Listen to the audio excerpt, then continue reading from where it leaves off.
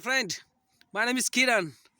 After a long time, I come again online, here to teach you something.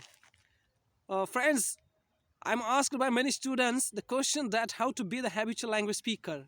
Yes, this is very common question. Some people they have been speaking English since a long time, still they feel that I'm not so fluent in English. So why? So the answer is that you are not so fluent in English because English has not become your habitual language so far.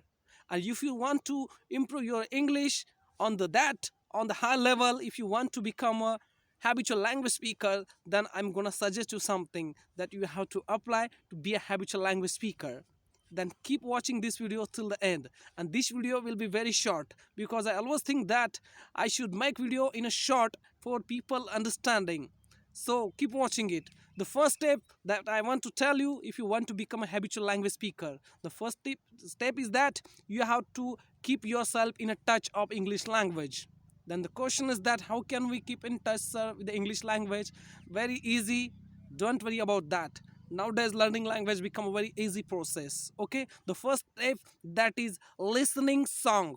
Yes, lyrics will help you to be a natural speaker, to be a habitual language speaker. Yes, the number one step that I want to suggest you, that is listening song. Yes, and second one, sometime you watch some Hollywood movies. Yes, because of that, you will understand that how language is spoken, how people imitate each other, and how English is spoken. And one last thing, that is reading. Why reading is important? Because of reading, your mind will get trained towards the English language, and even your vocabulary will also get improved. Okay, to build up your vocabulary, also you have to read English. So try to read English newspaper and try to watch English movies and listen English lyrics songs. And whatever you will do, that all will be theoretical part of the learning language. Ultimately, you have to practice.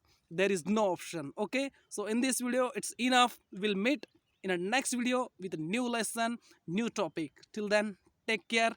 Bye.